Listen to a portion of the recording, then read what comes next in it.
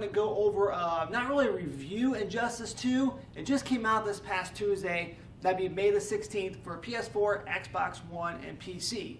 So I don't really want to review this game because it's kind of unfair for me to do that, considering the fact that I really haven't played much of the story mode. I've been really doing a lot of like tutorials. I'm familiar with the fighting style based off of Mortal Kombat and such, and from the first game.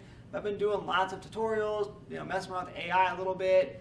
Also doing some practice as well too, so I kind of get the moves down and such. So I don't want to do a review on this, but I do want to give you my thoughts and my first impressions of this game and kind of talk a little bit about the differences between this one and the first one and some similarities as well too.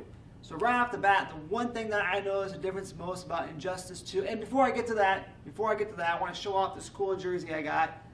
I actually picked this up at GameStop. If you like want to, our GameStop here got like 11 of them, I believe.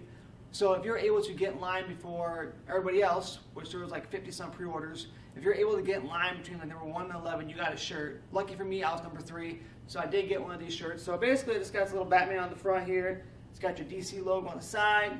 It's got your NetherRealm logo on this side. Then on the back, I don't know if you can see it or not, it just says Injustice 2 on the back there. So yeah. Pretty cool jersey you get for just purchasing the game, pre-ordering it, so I was happy to pick up one of those. So you either got that or you got a poster. Of course I wanted the jersey, they went really quick as well. So back into what I was talking about with Injustice 2 here. One of the biggest things I noticed was the customization. You can now customize your characters, which is cool. You can actually change colors of their suits and such, their gear.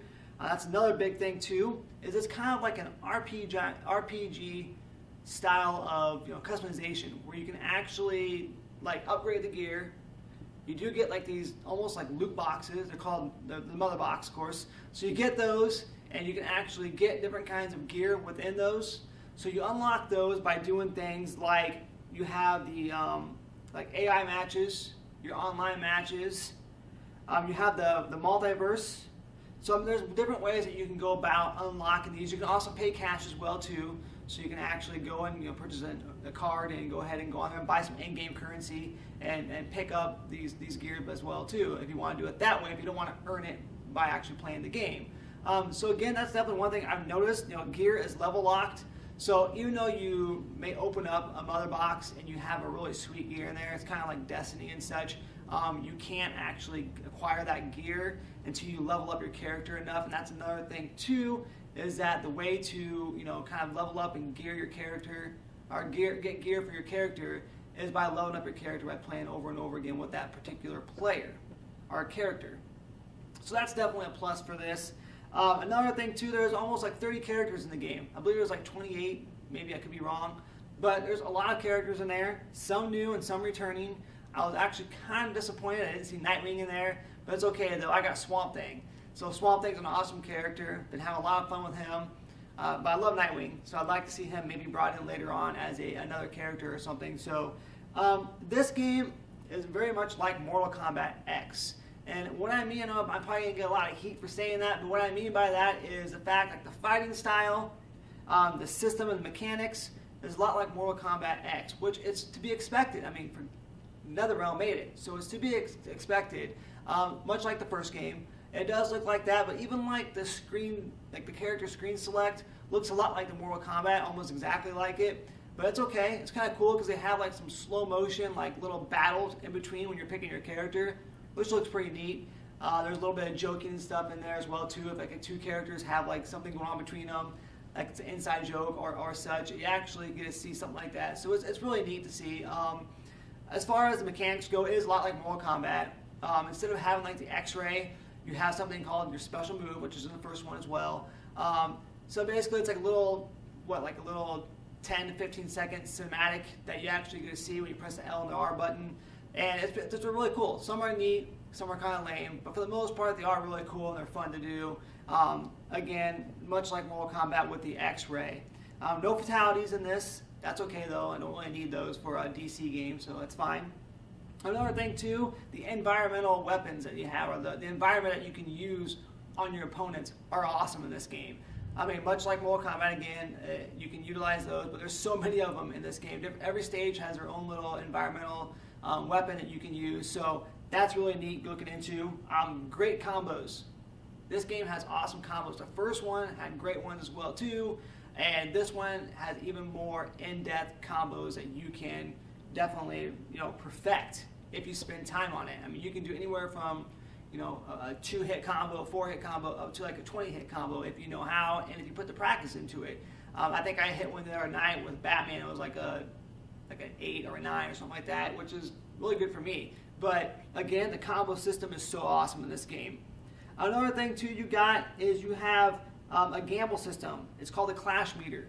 What happens is at a certain time in the game, you can actually do a clash with your opponent, and whoever gets to hit the buttons the fastest, either basically going to, it's like a gamble system. You're either going to lose special level or special move meter, or you're going to gain it on your opponent. So it is pretty cool to see. It's something new. It's called the clash meter. That's something like a gamble system, like I mentioned. So it is actually pretty neat to see. Another thing you have too is I haven't really played online much because I'm not stupid. I'm not going to jump online like I did with Mortal Kombat X. I'm good at Mortal Kombat X. I'm not just saying that just to kind of like praise myself, but I was really good at it. I went and played a couple tournaments and stuff. I just adapted to it. Mortal Kombat has always been like one of my favorite games. Street Fighter is up there as well too, but for some reason Mortal Kombat has always definitely been one of my favorite series of all time.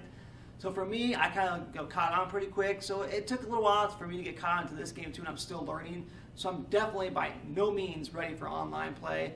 But what you can do as well with the online mode is you can actually have AI battles on there, where you can actually have like your online character as an AI go against like somebody else's. So it's almost like the amiibos when you have two amiibos fight each other in Smash Brothers. You can have them fight each other, and you can level up. You can get your character leveled up that way too. So you can watch them and stuff and see how they perform and see how they do their moves, and hopefully you can learn something off of doing that too. So that's something new that's on the game as well. Again though, the story mode, I haven't had a chance to play it much just because of the fact that I've been kind of busy and I've been spending a lot of time with the practice mode, the tutorials and stuff, just to kind of get my craft down and whatnot. But as far as the story mode, I did start it the other night.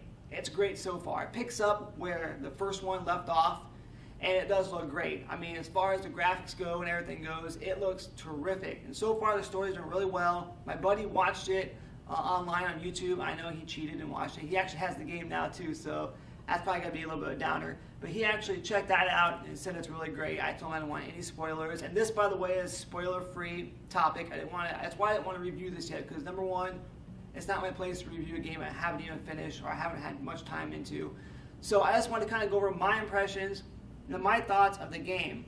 Again, I didn't really have, I've been looking forward to this game for a while now. I kind of went off my radar a little bit, only because there's so much going on with Switch and so much going on in the background with other stuff, work and whatnot, family and so forth, that it kind of fell off my radar a little bit. But I decided in the last like 2 weeks to go ahead and just pick it up, pre-order it, because I knew I was going to pick it up at some point, just didn't know if I was going to pick it up at release date or not. And then when I saw that the jersey was going to be out and stuff, I was like, you know what, I'm going to get it. I'm just going to go ahead and pre-order and pick it up. And lucky for me, I got a chance to actually pick it up, third in line, and score this awesome jersey, as well as get the game itself. And I'm glad I picked it up. It's a lot of fun. I recommend it for anybody out there who's a fighting game fan. As a DC fan, you love the Mortal Kombat style, system, and mechanics, I definitely give this game, I mean, again, it's not a review, but if I was to review it right now, from what I put into it, I haven't touched the online, but again, if I was to put in, I'd probably say it was like an 8 out of 10. Otherwise, if you put Nightwing in this game, it's a solid 10. I'm just kidding. That's not true. But again, Injustice 2 came out this past Tuesday, May the 16th, Xbox One, PS4, and PC. Make sure you pick it up and tell me in the comments what you think of the game, whether you like it, you don't like it, or if you plan on picking it up at all. Again, this has been Mike with Chit Chat Gaming, and as always, happy gaming.